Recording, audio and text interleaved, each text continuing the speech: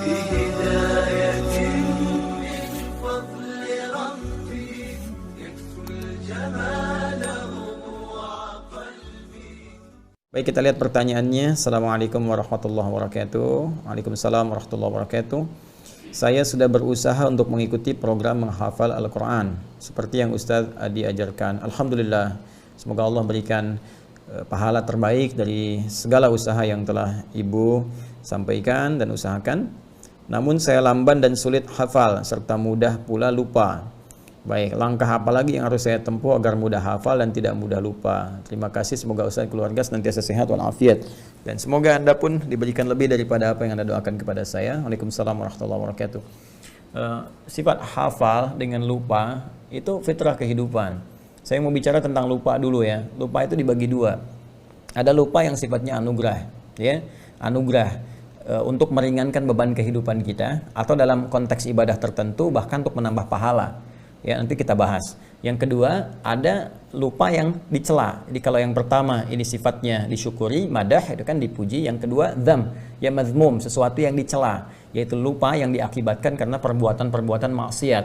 Ya ingat, perbuatan maksiat itu akan berdampak pada, mohon izin sekali, jauhnya hubungan kita dengan Allah atau melupakannya pada nilai-nilai kebaikan. Ya karena itu orang-orang yang bermaksiat itu, mohon maaf, seringkali lupa waktu sholat. Orang-orang yang penuh banyak maksiat lupa untuk baca Al-Quran. Sehingga dari sifat lupa ini jadi jauh dari sholat, jauh dari Al-Quran, jauh dari nilai-nilai kebaikan menurut syariat Islam dan sebagainya. Nah, ini yang dibawa dari maksiat. Ya. Kemudian ada lupa yang dipuji yang pertama tadi. Lupa yang dipuji ini terbagi pada dua bagian. Pertama, takhfiful haya, untuk meringankan aspek kehidupan. Jadi misalnya kalau kita diberikan oleh Allah sifat lupa dalam beberapa hal yang kiranya bisa meringankan beban kita, maka itu harus disyukuri. Ya, kita bersyukur. Bayangkan kalau semua manusia ingat terus, wah barangkali, mohon maaf itu ya, bisa jadi terganggu nanti jalan pikirannya. Jadi kena penyakit tertentu yang memberikan beban berat. Anda ingat dari mulai lahir sampai sekarang, ingat semua kejadian, nggak bisa tidur Anda. Ya, berat bebannya. Karena itu beberapa bagian tertentu diberikan anugerah lupa oleh Allah Subhanahu wa taala untuk memberikan keringanan dalam kehidupan kita. Dan sifat lupa ini Masya Allah dalam beberapa hal kadang-kadang disimpan di bagian terdalam di memori kita. Nanti saat dibutuhkan, nah beberapa perjuangan-perjuangan kita itu bisa muncul kembali. Kadang diingatkan oleh sebuah kejadian atau yang lainnya dan hikmah-hikmah tertentu. Ya, lupa dalam bahasa Arab disebut dengan nisyan. Bahkan ada keterangan dari Ibnu Abbas radhiyallahu taala anhuma yang dikutip oleh Ibnu Manzur dalam kitabnya Lisanul Arab ketika menerangkan tentang nama manusia, insan. Ya, summiyal insanu insanan li'annahu 'indama uhida ilaihi fanasiya. Nah, itu keterangan Ibnu Abbas radhiyallahu taala anhuma yang dikutip oleh Ibnu Manzur dalam kitabnya Lisanul Arab. Ya, kata Ibnu Abbas radhiyallahu taala anhuma, summiyal insanu insanan, insan, manusia diberi nama dengan insan, ya, li'annahu 'indama uhida ilaihi fanasiya. Itu seakar dengan kata nisyan. Ya, nisyan yaitu lupa, dari akar katanya nasia. Kenapa? Karena manusia itu ketika berkomitmen dengan Allah itu seringkali ada sifat lupanya. Ya, ada sifat lupanya. Ya, itu karena itulah diberi nama dengan insan, ada korelasi dengan nisyan, ya kan? Nasia itu lupa, saya lupa, nasi itu. Kita lupa, nasina. Maka dalam konteks kehidupan kita berdoa, Rabbana la tu'akhidna in nasina au akhtana. Ini jenis lupa yang pertama. Ya Allah, jangan biarkan kami ya Allah ketika kami lupa itu kami berbuat salah gitu. Dengan lupa kami salah. Nah, itu konteks yang tadi saya sampaikan dalam keterangan saya yang pertama. Ada lupa yang cenderung mengarah kepada maksiat. Ada lupa yang sifatnya anugerah yang tadi saya sampaikan, ya, untuk meringankan beban kehidupan. Atau yang kedua, menambah nilai pahala dalam konteks ibadah tertentu. Contohnya apa? Al-Quran. Ya, jadi ada kondisi tertentu yang orang ini nggak maksiat, ikhtiarnya banyak sekali, bahkan dia tahajud juga, dia puasa juga, dia meninggalkan maksiat. Tapi ketika menghafal Quran, kok kayaknya susah gitu. Ya, dalam tanda petik ya, padahal Allah katakan nggak ada yang susah. Tapi qadar Allah ditetapkan oleh Allah bagi orang ini misalnya nggak secepat yang lain. Orang lain misalnya dalam 10 menit hafal 1 halaman, orang ini sudah 1 jam belum hafal. Bahkan 10 jam masih terlambat-lambat. Ya, ada yang pindah lupa sebelumnya misalnya kan. Apa di antara hikmahnya? Ternyata di antara hikmahnya itu rahmat Allah Subhanahu wa taala, di antaranya untuk memberikan tambahan pahala kepadanya dengan mengulang apa yang telah dia tadi usahakan untuk dihafal. Jadi makanya menghafal Quran itu sering saya katakan bukan berapa banyak hafalan yang dikumpulkan, bukan berapa juz yang telah dihafalkan, tapi berapa banyak ikhtiar kita untuk menghadirkan Quran itu hadir dalam jiwa kita, ya, berdasarkan kemampuan usaha kita. Jadi yang dilihat oleh Allah, yang dinilai itu adalah ikhtiarnya, bukan berapa juz yang telah dihafalkan. Ya, kalau berapa juz yang telah kumpul itu yang menjadi pahala, rugi kita. Rugi. Tapi betapa adilnya Allah memberikan ikhtiar manusia sebagai ukuran pemberian pahala kepadanya.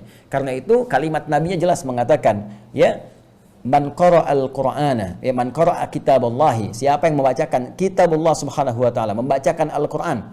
Bahkan redaksinya tegas mengatakan man qara'a harfan min kitabillah. Ya, Nabi menyampaikan man qara'a harfan min kitabillahi, siapa yang membacakan satu huruf dari kitabullah, ya, falahu asyru hasanat, dia mendapatkan 10 kebaikan padanannya. Satu huruf sama dengan 10. Walam aqul alif lam mim harfun. Ya, dan saya tidak katakan kata Nabi alif lam mim satu huruf, walakin alifun harfun, lamun harfun, mimun harfun, wa likulli harfin asyru hasanat. Tapi alifnya satu huruf, lamnya satu huruf, mimnya satu huruf, setiap hurufnya 10 kebaikan. Nah, sekarang Anda ambil dari rumus ini, ya, terapkan dalam kehidupan kita. Bagaimana seseorang yang ketika dia mencoba menghafalkan satu ayat saja, dzalikal kitabu la raiba fihi hudal lil muttaqin. Dalam perjuangan dia, mustahil ada orang misalnya secara umumnya sekali membacakan itu, misalnya pada umumnya, ya, saya tidak mengatakan kekhususan pada orang tertentu. Secara umum dia bacakan sekali langsung selesai, hafal, tertanam kuat. Tidak. Fitrah hafalan itu kalau ingin kuat tertanam, itu dia akan ulang-ulang. Maka orang yang membacakan ayat kedua di Al-Baqarah ini, ya, mulanya dia bisa memulai dengan kalimat seperti ini misalnya bacaannya. Dzalikal kitabu, dzalikal kitabu, dzalikal kitabu, la raiba fi, la raiba fi, la raiba fi, dzalikal kitabu la raiba fi, dzalikal kitabu la raiba fi, dzalikal kitabu la raiba fi. Hudal lil muttaqin, hudal lil muttaqin, hudal lil muttaqin, dzalikal kitab, dzalikal kitabu la raiba fi, hudal lil muttaqin, dzalikal kitabu la raiba fi, hudal lil muttaqin, dzalikal kitabu la raiba fi, hudal lil muttaqin. Saya tanya pada Anda, berapa huruf yang telah saya bacakan? Hitung. Nah, berapa huruf yang telah saya bacakan? Ya. Saya ingin mengatakan kalikan dengan pengulangan yang telah tadi saya bacakan. Karena bacaannya siapa yang baca satu huruf? Saya kan baca berulang-ulang tadi. Mengulang itu kan membaca lagi. Jadi ada orang yang diinginkan oleh Allah Subhanahu wa taala melimpah dulu pahala kepadanya. Kata Allah, urusan hafal Quran nanti gampang, ya. Bagi Allah itu mudah, begitu dimudahkan menghafal semudah-mudahnya. Mungkin sekarang berjuang 1 bulan, 2 bulan sulit, tiba-tiba bisa terjadi dalam sebulan berikutnya bisa 30 juz hafal. Kalau Allah berkehendak untuk memudahkan. Ya, tapi ada sesuatu hikmah yang besar yang Allah ingin anugerahkan. Ya, kadang-kadang limpahkan dulu pahalanya. Bukankah semakin banyak pahala, semakin peluang mendapat rahmat Allah itu tinggi, paling minimal nutup dosa. Ya kan? Dosa dengan pahala kan rumusnya seperti itu formulasinya. Pahala yang ada menutup dosa yang telah dikumpulkan dari maksiat. Jadi ketika ada pahala 10, dosanya 9, maka ditutup nih. Pahala tinggal 1 lagi. Jadi kalau berbuat dosa lagi seimbang. Ya, karena itu ada rumus cepat yang cerdas dalam beramal adalah kumpulkan amalan-amalan, kerjakan amalan-amalan yang sekiranya mudah dilakukan tapi pahalanya banyak. Itu rumus ekonomi kan, modal sekecil-kecilnya keuntungan banyak gitu kan. Baca Al-Quran itu diantaranya. Baca Al-Quran diantaranya. Begitu Anda bacakan Al-Fatihah aja. Ya, Al-Fatihah kan 7 ayat, kalikan berapa huruf? Ya, 17 kali baca dalam sehari, itu berapa pahala dikumpulkan? Kalikan 10 lagi, paling minimal. Nah, jadi ketika Anda menghafalkan Al-Quran, berita baiknya adalah pahami dulu rumusnya. Saya sering katakan dari awal sejak kita mengaji, kalau kita paham rumusnya, semua kita syukuri. Ya, maka rumus cepatnya sekali lagi, ingat Allah melihat pada prosesnya, pada ikhtiarnya, bukan berapa banyak yang telah kita hafalkan. Ya, nanti setelah itu terjadi, Allah berikan kemudahan kepada kita semua. Wallazi yatata'ta wa huwa syaqqun 'alaihi falahu ajran. Ya, siapa yang berusaha semaksimal mungkin, tidak pernah putus asa, dia berusaha walaupun terbata-bata mulai menghafalkannya, mengucapkan hurufnya misalnya, maka diberikan 2 pahala, 2 kali lipat bahkan, Allahu Akbar, 2 kali lipat. Diapresiasi kesungguhannya, Masya Allah, ini ada yang 60 tahun, saya lihat ada yang bahkan 70 tahun itu kan, ada yang lebih daripada itu masih berusaha menghafal. Ini sangat luar biasa. Sementara orang melalaikan kehidupan akhiratnya, banyak pesta pora, banyak macam-macam, Anda kembali kepada Allah. Ya, dengan mendalami kitabnya, firmannya, ini sangat luar biasa. Dan berapa pahala yang dikumpulkan. Dan kita tidak tahu kapan kita berpulang pada Allah Subhanahu wa taala. Jadi syukuri nikmat itu dan bawa kepada semangat, jangan putus asa. Ya, dalam konteks kita menghafal, bismillah, teruskan sampai dalam keadaan kita pulang kepada Allah dalam sedang berinteraksi dengan Al-Qur'an. Wallahu taala a'lam bissawab.